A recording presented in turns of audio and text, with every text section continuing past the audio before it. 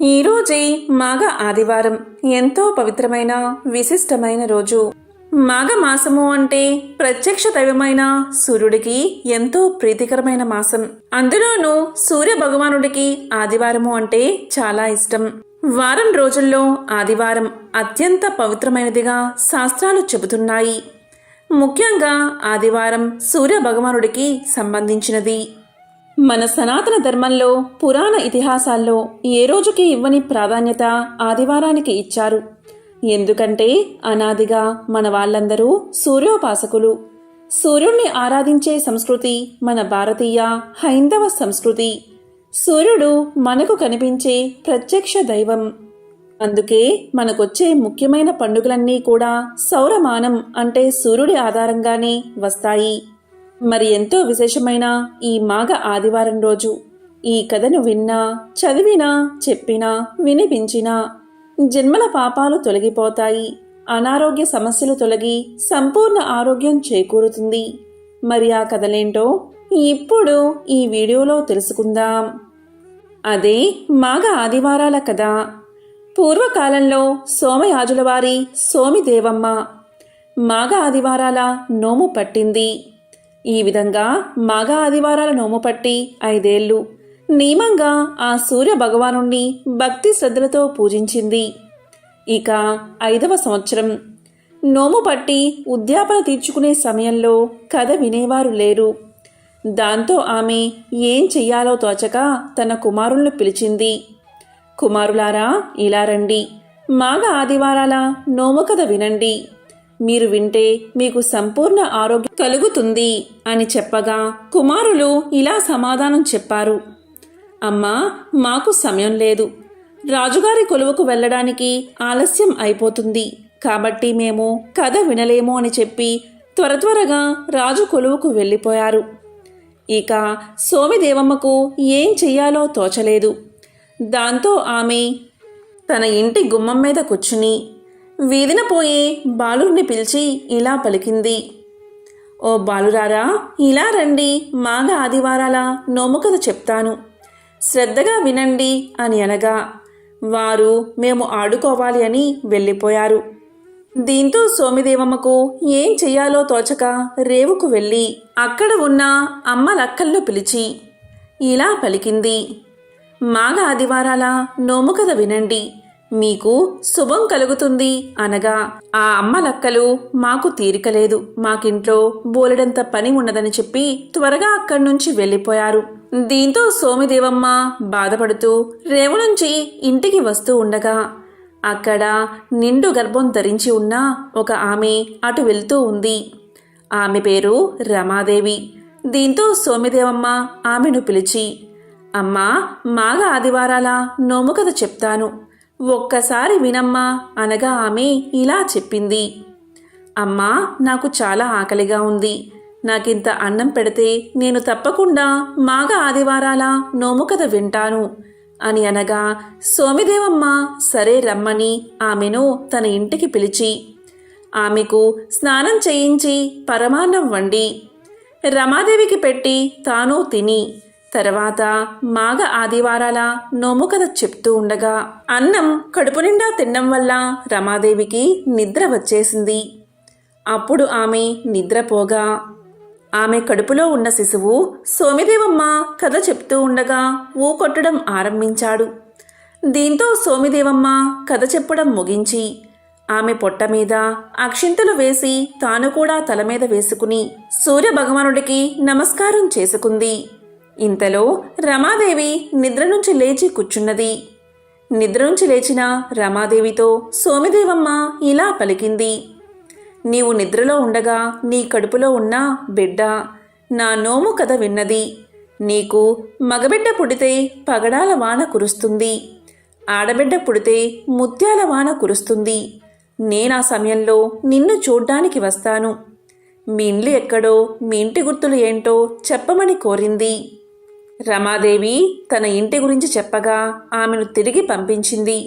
కొంతకాలానికి ముత్యాల వాన కురిసింది. అప్పుడు సోమిదేవమ్మ రమాదేవికి ఆడపిల్ల పుట్టిందని సంతోషపడి ఊయల చీర ఉగ్గుగిన్న తీసుకుని పోయి పురిటి బిడ్డకు నీళ్లు పోసి ముగ్గు పెట్టి చీర చుట్టుకొమ్మకు కట్టి ఊయల్లో ఆ బిడ్డను పడుకోబెట్టి జోలపాడి దీవించి పాడి ఆవుని ఇచ్చి ఇంటికి వచ్చింది. ఇలా ఉండగా బిడ్డను ఊయల్లో పడుకోబెట్టి రమాదేవి ఇంటి లోపలికి పోయి ఏదో పని చేసుకుంటుంది. ఆ సమయంలో ఆ మార్గంలో పోతున్న రాజు ఊయల్లో పడుకోబెట్టిన ఆ పసిపాప ఏడుపు విని ఆమె దగ్గరకు వెళ్ళి ఆ పసిపాపను చూసి ఆమెకు మహాలక్ష్మి అంశ ఉన్నదని తలచి ఈమె రాజు యొక్క అంతఃపురంలో ఉండవలసిన బిడ్డ అని గ్రహించి రమాదేవి వచ్చినదాకా కాచుకుని కూర్చున్నాడు. రమాదేవి వచ్చాక రాజు ఇలా పలికాడు, అమ్మా, నీవు ఇంకా మా రాజభవనంలో ఉండవచ్చు. నీ బిడ్డను నేను తీసుకుపోతున్నాను. నీ బిడ్డతో పాటు నీవు కూడా రాజభవనంలో ఉండు అని చెప్పి ఆ బిడ్డను తనతో పాటు తీసుకుని పోతూ ఉండగా దారిలో ఎండిపోయిన చెట్లు చిగురించడం మొదలుపెట్టాయి. ఇంకిపోయిన గుంటలు నీటితో నిండిపోయాయి. అలా వెళ్తూ ఉండగా ఎదురైన గొడ్రాలకు బిడ్డలు పుట్టారు. కొన్ని రోజులకు ఆ పాప పెరిగి పెద్దదైనది. ఒక రాజకుమారుడు ఆమెను ప్రేమించి రెండవ భార్యగా వివాహం చేసుకుని అనురాగంగా చూస్తూ ఉన్నాడు. రాజకుమారుని పెద్ద భార్యకు చిన్న భార్యపై అసూయ కలిగింది. దీంతో ఆమె తన దాసీచే చిన్న భార్య యొక్క 7 వారాల నగలు అపహరించి నదిలో ఆ 7 వారాల నగలను పారవేయించింది. కానీ ఆ సమయంలో నదిలోని ఒక చేప ఆ నగలు గల బరిణను మింగింది. ఆ చేప జాలరులకు చిక్కింది. జాలరులు ఆ చేపనే తెచ్చి యువరాజు గారికి ఇచ్చారు. యువరాజు గారు దాన్ని వండి కూర చెయ్యమని చిన్న భార్య ఇంటికి పంపారు. చిన్న భార్య చేపను కోస్తూ ఉండగా బరిన బయటపడి పోయిన నగలు దొరికాయి. ఆ నగలన్నిటినీ ఆమె అలంకరించుకుని రాజుకు కబురు చేసింది. దాంతో రాజు వచ్చి చిన్న భార్య అలంకారం చూసి ఎంతో సంతోషించి నగలు దొరికిన సంగతి పెద్ద భార్యకు చెప్పడానికి అంతఃపురానికి వెళ్ళాడు. పెద్ద భార్యకు నగలు దొరికిన సంగతి ఇంతకు పూర్వమే తెలిసి చిన్న భార్యను ఏ విధంగా అయినా చంపాలని తలచింది. ఒకరోజు చిన్న భార్యను విందుకు పిలిచి పాయసంలో విషం కలిపి చంపబోతూ ఉండగా రాజు కూడా భోజనానికి వెళ్ళి అది విషపు పాయసమని తెలియక దాన్ని తాగి మృతి చెందాడు. భర్త మరణానికి చాలా దుఃఖించి రాజుతో సగమనం చేయడానికి చిన్న భార్య సిద్ధపడింది. పెద్ద భార్య తాను కూడా సహగమనం చేయాలని నిశ్చయించుకుంది. ఇద్దరు భార్యలు సహగమనం చేయడానికి వెళ్తూ ఉండగా శ్రీ మహావిష్ణువు వృద్ధ బ్రాహ్మణ రూపంలో వారికి ఎదురు వెళ్ళి ఎక్కడికి వెళ్తున్నారు అని అడిగాడు. భర్తతో సహగమనం చేయడానికి వెళ్తున్నామని చిన్న భార్య చెప్పింది. అది విన్న బ్రాహ్మణుడు సౌభాగ్యవతీ భవ అని దీవించాడు. ఇలా పలికాడు, అంత పని జరిపే నీకు కాళ్ళు కడుక్కోవడానికి నీళ్లు ఇచ్చి నీవు కూడా కాళ్ళు కడుక్కో అన్నాడు. దాంతో చిన్న భార్య అలాగే చేసింది. తరువాత మళ్ళీ బ్రాహ్మణుడు నాకు దాహానికి నీళ్లు ఇచ్చి నీవు కూడా దాహం పుచ్చుకో అన్నాడు. అప్పుడు చిన్న భార్య ఇలా పలికింది, నా భర్త మరణించి నేను దుఃఖిస్తున్నాను, దాహం పుచ్చుకోవడం ధర్మం కాదు అని పలికింది. అప్పుడు బ్రాహ్మణుడు నీ భర్త ఏమీ మరణించడు, నేను చెప్పినట్లు చెయ్యి అని అనగా చిన్న భార్య అలాగే చేసింది. ఆ బ్రాహ్మణుడు తనకు తలంటి నీళ్లు పోసి గంధం ఇవ్వమని అడిగాడు. ఆమె కూడా తలంటుకుని పసుపు రాసుకోమని ఆజ్ఞాపించాడు. అందుకు చిన్న భార్య భయపడి ఇలా పలికింది, స్వామి, భర్త చనిపోయిన దుఃఖంతో కాళ్ళు కడుక్కుని కాళ్ళు దాచుకున్నాను, దాహం పుచ్చుకుని కడుపు దాచుకున్నాను, పసుపు రాసుకుని ముఖాన్ని ఎలా దాస్తాను అని ప్రశ్నించింది. అందుకు ఆ బ్రాహ్మణుడు సౌభాగ్యవతీ భవ, నీకు ఎందుకమ్మా అంత భయం, నేను చెప్పినట్లుగా చెయ్యి అని అనగా ఆమె అలాగే చేసింది. తరువాత ఆమె అతడు చెప్పినట్లు అతనికి బొట్టు పెట్టి తాను కూడా బొట్టు పెట్టుకుని అతనికి భోజనం పెట్టి తాను కూడా భోజనం చేసి అతనికి తాంబూలమిచ్చి తాను కూడా తాంబూలం వేసుకుని ఆ బ్రాహ్మణుడి పాదాలకు నమస్కారం చేయగా అంత ఆ బ్రాహ్మణుడు శ్రీ మహావిష్ణువుగా మారి ఇలా పలికాడు, అమ్మా, నీ భక్తికి మెచ్చాను, నీవు తల్లి గర్భంలో ఉన్నప్పుడు మాఘ ఆదివారాల కథ విని పవిత్రురాలు అయ్యావు. నీకు ఏం కావాలో కోరుకో, ఇస్తాను అన్నాడు శ్రీ మహావిష్ణువు. దానికి ఆమె ఎంతో సంతోషించి తనకు పదిభిక్ష పెట్టమని కోరుకుంది. అంత విష్ణుమూర్తి అలాగే అని అక్షింతలు ఇచ్చి నీ భర్త శవం మీద చల్లమని చెప్పి అదృశ్యమయ్యాడు. తరువాత ఆమె అక్షింతలు తీసుకుని భర్త శవం దగ్గరకు వెళ్ళి 3 సార్లు ప్రదక్షిణం చేసి భర్త మీద అక్షింతలు చల్లింది. దీంతో అతను నిద్ర నుంచి లేచినట్లు లేచి కూర్చున్నాడు. అది చూసి అక్కడున్న వారంతా ఆశ్చర్యపడి ఇలా అన్నారు, ఏ నోము నోచావమ్మా అని అడిగారు. అందుకు ఆమె, నేను ఏ నోము నోచలేదు, ఏ వ్రతమూ చెయ్యలేదు. మాఘపూర్ణిమకు ముందు వచ్చే రథసప్తమి నాడు మాఘ ఆదివారాల నోము పట్టి సోమిదేవమ్మ కథ చెప్పగా ఆ కథ నేను విన్న ఫలమే కాని నే చేసిన ఫలం ఏదీ లేదని ఆమె సమాధానం చెప్పింది. అప్పుడు అక్కడ ఉన్నవారంతా, ఆహా, నోము కథ విన్నంత మాత్రం చేతనే ఇంత మహత్యం కలిగినది, నోము నోచుకుంటే ఇంకెంత మహత్యం ఉంటుందో అని అప్పట్నుంచి ఈ నోమును ప్రతివారం నోచుకున్నారు. రాజు తన 2 భార్యల చేత ఈ నోము నోయించి సుఖంగా ఉన్నాడు.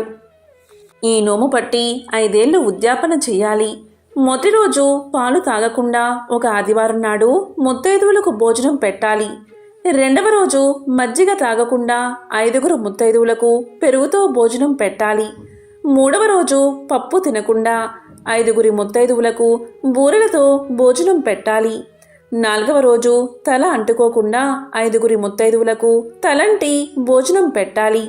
5వ రోజు తాంబూలం వేసుకోకుండా 5గురికి భోజనం పెట్టి తాంబూలం ఇచ్చి 5 రవికల గుడ్డలు, ఉగ్గు గిన్నె, ఉయ్యాల ఇచ్చి ఆది నారాయణమూర్తికి 5 ముళ్ళ అంగవస్త్రం ఇచ్చి ఉద్యాపన చేసుకోవాలి.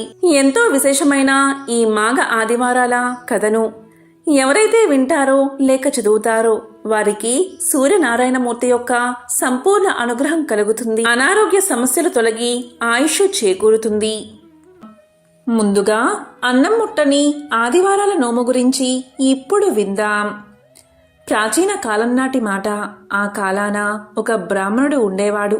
ఆయనకు 2 కుమార్తెలు, 7గురు కుమారులు, మొత్తం 9గురు సంతానం.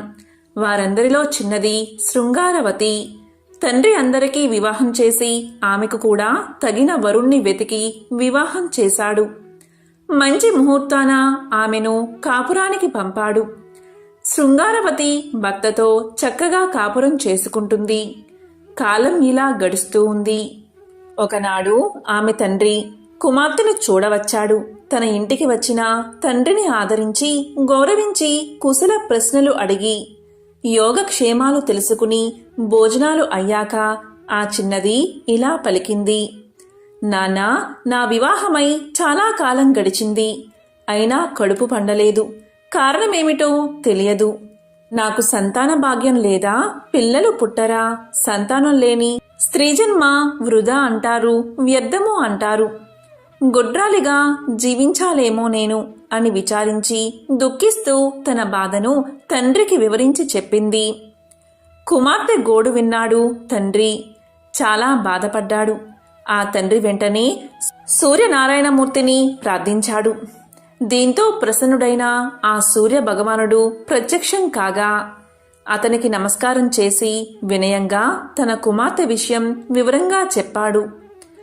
విన్న బాలభాస్కరుడు ఇలా పలికాడు, ఓ భక్తా, విచారించకు, ఉపాయం చెప్తాను, అలాగే చెయ్యి. తప్పకుండా నీ కూతురి కడుపు పండి సంతానం కలుగుతుంది. నీవు నేను చెప్పినట్లు సోమి దేవమ్మ దగ్గరకు వెళ్ళు. ఆమె 360 నోములు నోచిన పుణ్యాత్మురాలు. నీ కుమార్తె యొక్క విషయమంతా ఆమెకు చెప్పి ఉపాయాన్ని అడుగు. తప్పకుండా ఆమె నీకు ఉపాయం చెప్తుంది. అలా చెయ్యి అని చెప్పి సూర్యభగవానుడు అంతర్ధానమయ్యాడు. దీంతో బ్రాహ్మణుడు సంతోషించి పరమానంద భరితుడై ఆదిత్యుడు చెప్పిన విధంగా తాను తిన్నగా సోమిదేవమ్మ వద్దకు వెళ్ళి తన కుమార్తె విషయం చెప్పి కడుపు పండే మార్గం చెప్పమని కోరాడు. అంతా విన్నది సోమిదేవమ్మ. ఆమె కడు పుణ్యాత్మురాలు, ధన్యాత్మురాలు. ఉపకారి, మంచి చేసే స్వభావం కలది. అందుచేత ఆమె చేసిన పుణ్యఫలం నుంచి పూర్ణఫలం ధారపోసింది. వ్రత విధానాన్ని వివరంగా చెప్పింది. దీంతో బ్రాహ్మణుడు సంతోషించి ఇంటికి వెళ్లి తన కుమార్తెను పిలిచి విషయమంతా వివరించి చెప్పి, అమ్మా, నీవు అన్నం ముట్టని ఆదివార వ్రతాన్ని ఆచరించు. దాంతో నీ కడుపు బండి సంతానం కలుగుతుంది అని కూతురికి తెలియచేశాడు. అంతా తండ్రి చెప్పిన ప్రకారం నోము నోచింది కూతురు. వ్రతఫలంగా ఆమె కడుపు పండింది, సంతానం కలిగినది, అభీష్టం నెరవేరినది. ఇదే అన్నం ముట్టని ఆదివారం నోము కదా. ఎంతో విశేషమైన ఈ కథను ఈ ఆదివారం రోజు విన్నా, చదివినా, చెప్పినా, వినిపించినా ఆ సూర్యనారాయణమూర్తి యొక్క సంపూర్ణ అనుగ్రహం మీకు కలుగుతుంది. ఇక ఆపదలేని ఆదివారపు నోము కథను ఇప్పుడు విందాం. పూర్వకాలం నాటి మాట. ఆ కాలాన ఒక బ్రాహ్మణుడు ఉండేవాడు. అతను బాగా ధనికుడు. సిరి సంపదలకు అతనుకు ఎటువంటి లోటు లేదు. సంతానానికి కూడా లోటు లేదు. చాలా మంచివాడు. స్వ పర భేదం లేకుండా అందరినీ ఆదుకునేవాడు. ఎవరికి ఏ ఆపద వచ్చినా ఆదుకునేవాడు. అందరికీ అందుబాటులో ఉండేవాడు. మంచి మనిషిని, మర్యాద గల బ్రాహ్మణుడని ప్రసిద్ధికెక్కాడు. మితిమీరిన దానాలు చేసేవాడు. ఎవరు ఏమైనా అడిగితే అది ఇచ్చేవాడు. లేదన్నదే లేదు ఆయన నోట. ఇలా కాలం గడుస్తుంది. కొంతకాలానికి అతడు నిరుపేదవాడయ్యాడు. సంపదలు హరించుకుపోయాయి. బాధలు ప్రారంభమయ్యాయి. సాయం అందిన వారే ముఖం చాటేశారు. ఎవరూ కూడా ఆ బ్రాహ్మణుణ్ణి ఆదుకోలేదు. అంతేకాదు, కీడు తలపెట్టారు కూడా. ఇబ్బందుల పాలు చేశారు. మంచికి మన్నన ఉండదు, మర్యాద ఉండదు. మంచివారికి వంచన తప్పదు. మోసం జరుగుతుంది, కుట్రలు జరుగుతాయి. అయినా ఎన్ని బాధలైనా సహించగలరు మంచివారు. కానీ మంచివారు మంచిగానే ఉండిపోతారు. పాపం ఒకనాడు ఆ బ్రాహ్మణుడు అష్ట ఐశ్వర్యాలతో తొలదిగినవాడు, కడు పేదవాడయ్యాడు. ఒకసారి ఆ బ్రాహ్మణుడి భార్య కర్మసాక్షి అయిన సూర్య భగవానుణ్ణి, ఓ ప్రభు, ఏమిటి ఈ వింత? నా భర్త 10 మందికి పెట్టాడే కాని ఎవరి వద్ద ఏం తీసుకోలేదే. అటువంటి మాకు ఏమిటి ఈ పరీక్ష? ఎందుకు ఈ దరిద్రం? ఏమిటి పేదరికం? మా లోపమేమిటి స్వామి అని శోకించసాగింది. అంతా ఆమె అంతరాత్మ ఇలా పలికింది, అమ్మా, విచారించకు, బాధపడకు. కష్టాలు కలకాలం ఉండవు. నీవు ఒక వ్రతాన్ని ఆచరించు. ఆ వ్రతం ఏంటి అంటావా? అదే ఆపదలేని ఆదివారపు వ్రతం. ఆ నోము నోచి చూడు, తప్పక నీకు మరలా ఏ లోటు ఉండదు అని ప్రబోధించింది. ఆ ఇల్లాలు ఆ విషయం భర్తకు వివరించి చెప్పింది. భర్త తప్పక ఆ వ్రతం ఆచరించమని పలికాడు. అంతేకాదు, అందుకు కావలసిన పదార్థాలు సిద్ధం చేయించాడు. ఆ ఇల్లాలు స్నానం చేసి శుచై శుభ్రంగా చక్కెర పొంగలు తయారు చేసి అరటి ఆకునందు ఉంచి మంచి ఆవు నెయ్యి వేసి సూర్యభగవానుడికి నైవేద్యం పెట్టింది. కన్నె ముత్తైదువుకు వాయినం ఇచ్చింది. ఈ విధంగా క్రమం తప్పకుండా వరుసగా విధి విధానంగా 12 ఆదివారాలు వ్రతాన్ని ఆచరించింది. తరువాత 13వ ఆదివారాన 26 మంది ముత్తైదువులకు పసుపు, కుంకుమ, రవికల గుడ్డలు, దక్షిణ తాంబూలాలు ఇచ్చి ఒక ముత్తైదువుకు వాయినం ఇచ్చి ఉన్నంతలో కలిగినంతలో అందరికీ భోజనం పెట్టి సుఖంగా జీవించింది ఆ ఇల్లాలు. ఈ వ్రతకథను ఎవరైతే శ్రద్ధాభక్తులతో వింటారో వారికి ఇహమందు సుఖ సంతోషాలు, పరమందు మోక్షము సిద్ధిస్తాయి. ఇది ఋషులు చెప్పిన విషయం. పూర్వకాలంలో రాజు కూతురు, ప్రధాని కూతురు తరగని సూర్యభగవానుడి నోము పట్టారు. ప్రధాని కూతురు సంవత్సరం పొడుగునా ప్రతి ఆదివారం తరిగిన కూర తినకుండా ఉంటూ భక్తి శ్రద్ధలతో 13 కొబ్బరికాయలు, 13 రూపాయలు చీరా జాకెట్టు ముత్తైదువులకు వాయనం ఇచ్చేది. అందువల్ల ఆమెకు ఇంటిలో ధనధాన్యాలతో తులతూగుతూ ఉండేది. ఇక రాజు కూతురు తరిగినంత మాత్రాన ఏమవుతుందిలే అని ఏడాది పొడవునా కూరలు తరుగుతూ తరిగినవే తింటూ నోము పట్టింది. భక్తి లేక నియమాలు లేక నోమును ఆచరించింది. అందువల్ల రాజు కూతురుకు పుట్టిన పిల్లలందరూ చనిపోయారు. అంతేకాదు రాజు కూతురు ప్రధాని కూతురు అష్ట ఐశ్వర్యాలతో ఉండడం చూడలేకపోయింది. దీంతో రాజు కూతురు ఏం చేసింది అంటే, ఒకరోజు ప్రధాని కూతురు పిల్లలందరినీ తన ఇంటికి రప్పించి వారి తలన్నీ కోసి పెట్టెలో పెట్టి ప్రధాని కూతురు ఇంటికి పంపించింది. ఇక్కడ రాజకూతురు ఇంత క్రూరమైన పని చెయ్యగా పార్వతీదేవి ప్రధాని కూతురు ఇంట్లో సరిగ్గా ఆమె పిల్లలందరూ ఉన్నారు. అలాంటి వారిని ఉంచి వెళ్ళింది పార్వతీదేవి. రాజకూతురు పంపిన పెట్టె ప్రధాన కూతురింటికి వచ్చి దాన్ని తీసి అందులో చూడగా తన పిల్లలు ఆడుతూ పాడుతూ బయటకు వచ్చారు. ఇక పార్వతీదేవి ఇచ్చిన పిల్లల్ని చూసుకుని ప్రధాని కూతురు ఎంతో సంతోషించింది. ఇక రాజకూతురు ప్రధాని కూతురు ఇంట్లో ఏం జరుగుతుందో తెలుసుకోవాలని తన దాసీని పంపించింది. దాసి అక్కడికి వెళ్లి వచ్చి ఇలా పలికింది, అమ్మా, ప్రధాని కూతురు గంపెడు పిల్లలతో హాయిగా ఉంది అని చెప్పింది. అది విన్న రాజకుమార్తె ఎంతో బాధపడింది. పార్వతీదేవి గురించి తపస్సు చేసింది. అప్పుడు పార్వతీదేవి ప్రత్యక్షమై ఇలా పలికింది, రాజకుమారి, నీవు నోము నియమాన్ని తప్పావు, అందుకే ఇలా ఉన్నావు. భక్తి శ్రద్ధలతో ఇప్పుడు నోమును ఆచరించు అని తెలియజేసింది. అప్పుడు ఆ రాజకుమార్తె ఆ సంవత్సరం 5 కేజీల బియ్యం, అదేవిధంగా చలిమిడి, పసుపు, కుంకుమ 5 ముత్తైదువులకు వాయనమిచ్చి అక్షింతులు తలపై వేసుకుంది. ఆ వ్రతాన్ని చేయగా రాజకుమార్తె ధన ధాన్యాది బిడ్డలతో హాయిగా జీవితం సాగించింది. ఎవరైతే ఈ నోము కథను వింటారో లేక చదువుతారో వారి జన్మల పాపాలు తొలగి 1,000,000 జన్మల పుణ్యం వస్తుంది. ఆ సూర్యనారాయణమూర్తి యొక్క సంపూర్ణ అనుగ్రహం కలుగుతుంది. పూర్వం ఒకానొకప్పుడు గౌతమ మహాముని శిష్యులతో తీర్థయాత్రలకు బయలుదేరాడు. కృష్ణానదీ తీరాన్ని చేరేటప్పటికి మాఘమాసం వచ్చింది.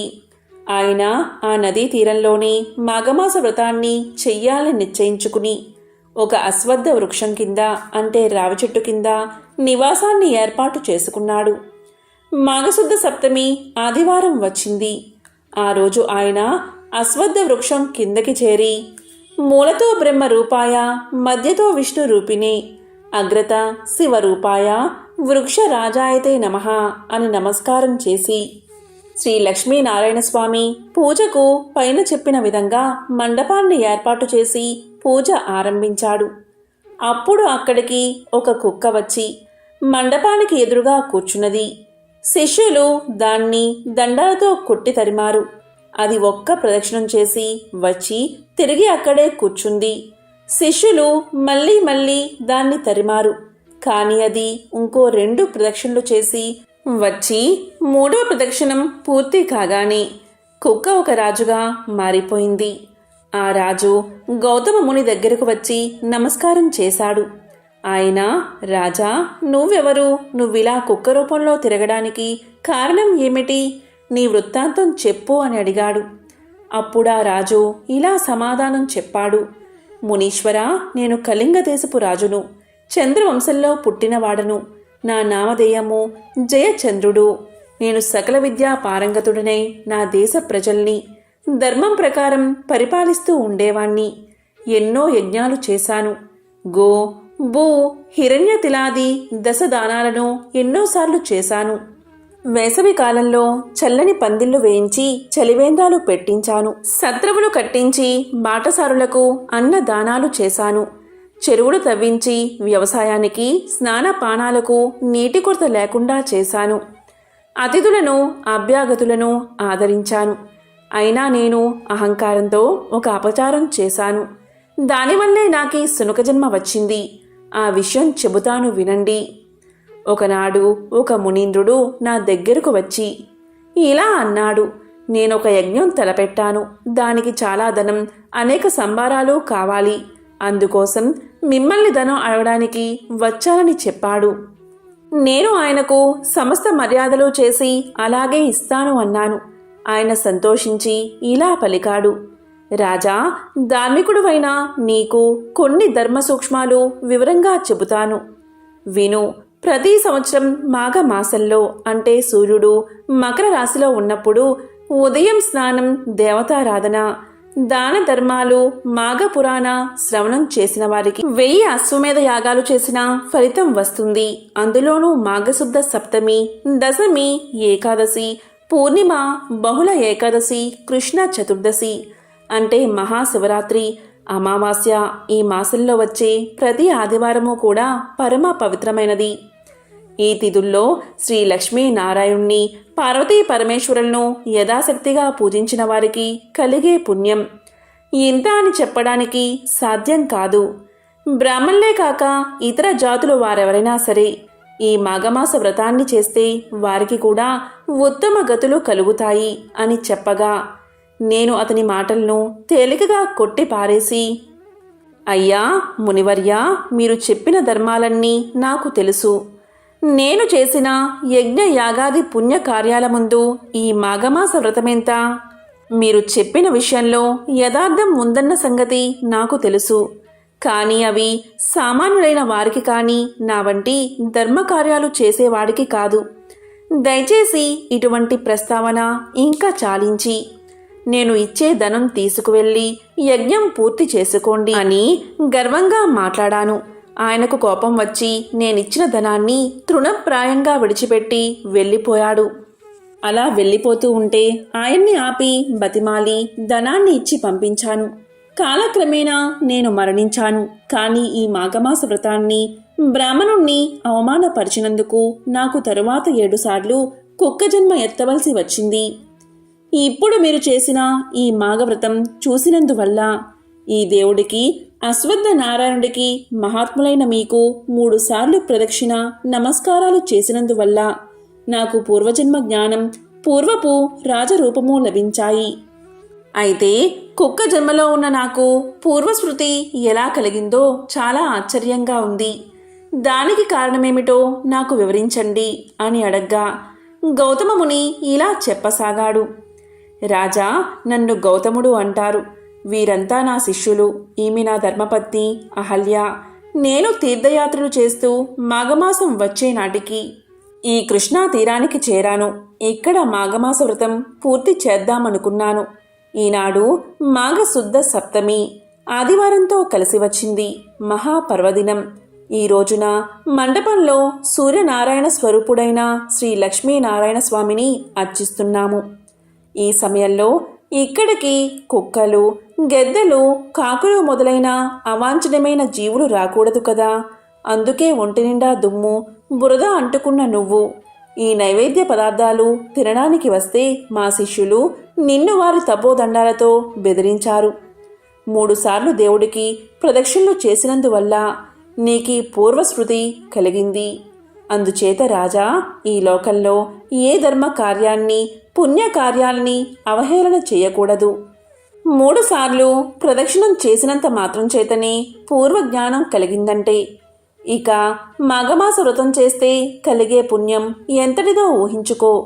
గౌతమ మహాముని చెప్పగా పార్వతీదేవికి పరమేశ్వరుడు తెలియజేశాడు. కాబట్టి దేవి, పాపాలు చేసేవాడు, క్రూర కర్మలు ఆచరించేవాడు, సిగ్గు విడిచి తిరిగేవాడు, బ్రాహ్మణుల్ని తిట్టేవాడు మొదలైన పాపం పనులు చేసేవారు మాఘమాసంలో ఉదయాన్నే నదికి వెళ్ళి స్నానం చేస్తే వారికి ఉన్న పాపాలన్నీ నశిస్తాయి. చలిగా ఉన్నదని స్నానం చెయ్యని మానవుడు తనకు లభించబోయే పుణ్యఫలాన్ని కాలితో తన్నుకున్నట్లే అవుతుంది అని పార్వతీదేవికి పరమేశ్వరుడు మాఘమాస మహిమ గురించి వివరించాడు. పూర్వం ఉజ్జయిని నగరంలో ఒక ముసలవ్వ ఉండేది. ఆమెకు ఎవరూ లేరు. బంధువులు గాని, కన్నవారు గాని, అలాగే తన కడుపులో పుట్టినవారు కాని ఎవ్వరూ లేరు. ఏ బంధమూ లేదు. ఆమె దైవభక్తి పరురాలు. తెల్లవారుజామునే లేచి ఆవు పేడతో నీళ్లు చల్లి బియ్య పిండితో అంటే వరిపిండితో ముగ్గులు పెట్టేది. స్నానం చేసి శుచిగా దేవుణ్ణి పూజించేది. అంతవరకు పచ్చి మంచినీళ్లు కూడా ముట్టేది కాదు. ఆ అమ్మ వద్ద ఆవు లేకపోవడం వల్ల పొరుగింటి వారి నుంచి గోమయం అంటే ఆవు పేడ తెచ్చుకునేది. అవ్వ ఏ రోగాలు లేకుండా ఆరోగ్యంగానూ సంతోషంగానూ ఉండడం చూసి పొరుగామె ఎంతో ఈర్ష్యపడేది. నా ఆవు పేడ వల్లనే కదా ఈ అవ్వ ఇల్లు అలుకుతున్నది, సుఖంగా ఉంది, నేను పేడ ఇవ్వకపోతే అవ్వకు సుఖ సంతోషాలు ఉండవు కదా అనుకుని పేడ ఇవ్వడం మానేసింది. ఒకరోజు ఇల్లు అలకని కారణంగా అవ్వ ఆ రోజు తిండి తినలేదు. కాకతాళీయంగా ఆ రోజు ఆదివారం. నీరసంగా దినమంతా పస్తు ఉండి నిద్ర పోలేకపోయింది. రాత్రల్లా ఒకే ఆలోచన, రేపు పేడ దొరక్కపోతే ఉపవాసం ఉండాలి అనుకుంది. కరుణామయుడైన ఆ సూర్య భగవానుడు ఈ చిన్నపాటి కోరిక తీర్చడా అనుకున్నది. కోడి కూతతో పక్క మీద నుంచి దిగి వీధి గుమ్మం వద్దకు వచ్చింది అవ్వ. ఆమె ఆనందానికి హద్దులు లేవు. గుమ్మం ముందు ధవల వర్ణంతో మెరిసిపోతున్న ఆవు కనబడింది. అవ్వను చూడగానే పేడ వేసింది. అప్పుడే భాస్కరుడి కిరణాలు నేలమీద పడుతున్నాయి. అప్పుడు అవ్వ గోవుకు దండం పెట్టి గోమయంతో ఇల్లంతా అలికి సంతోషంగా నిత్య కర్మలు పూర్తి చేసింది. ఆవు అక్కడ్నుంచి కదల్లేదు. తను వండుకున్నదే ఆవుకు ముందు పెట్టి తరువాత తాను తింది అవ్వ. రాత్రైనా ఆవు కదల్లేదు. దేవుడే తనకిచ్చాడని ఇంట్లోనే కట్టింది అవ్వ. రోజూ ఆవుకు మేత పెడుతుంది. పొరుగింటామే ఈ ఆవు అవ్వకు ఎవరిచ్చారు? బహుశా దొంగలించిందనే కక్షతో గ్రామాధికారికి ఫిర్యాదు చేసింది. అప్పుడు గ్రామాధికారి మనుషులు వచ్చి నువ్వు దొంగవు అని నేరం మోపి ఆవును తోలుకెళ్లిపోయారు. ఆ రాత్రి ఆమె దేవుణ్ణి తలుచుకుంటూనే గడిపింది. అదే రాత్రి సూర్యభగవానుడు గ్రామాధికారికి కల్లో కనిపించి ఆ అవ్వ దొంగ కాదు, ఆ ఆవును నేనే ఇచ్చాను. తెల్లవారక మునిపే ఆవును తిరిగి ఆమె ఇచ్చి పరిహారంగా 10 రూకలివ్వి అన్నాడు. కోడి కూతతో లేచి ఈ రోజైనా పురుగామె పేడ ఇస్తుందా లేదా అన్న శంకతో వీధిలోకి వచ్చింది అవ్వ. అప్పుడు గ్రామాధికారి మనిషి ఆవును అవ్వకు అప్పగించి అవ్వ, ఈ ఆవు నీదే, నష్టపరిహారంగా మా యజమాని 10 రూకలిచ్చాడు తీసుకో అన్నాడు. ఆదివారం ఆనాటి నుంచి ఆ గ్రామవాసులు ఆదివార వ్రతాన్ని చేయడం మొదలుపెట్టారు. దీంతో అవ్వ ఎంతో సంతోషించి సూర్యభగవానుడికి నమస్కారం చేసుకుంది. ఎంతో పవిత్రమైన విశేషమైన ఈ కథలను ఈరోజు విన్నా, చదివినా, చెప్పినా, వినిపించినా జన్మల పాపాలు తొలగి కోటి జన్మల పుణ్యం వస్తుంది. అనారోగ్య సమస్యలు తొలగి సంపూర్ణ ఆరోగ్యం చేకూరుతుంది. ఓం నమో సూర్యాయ నమః. ఓం నమః శివాయ.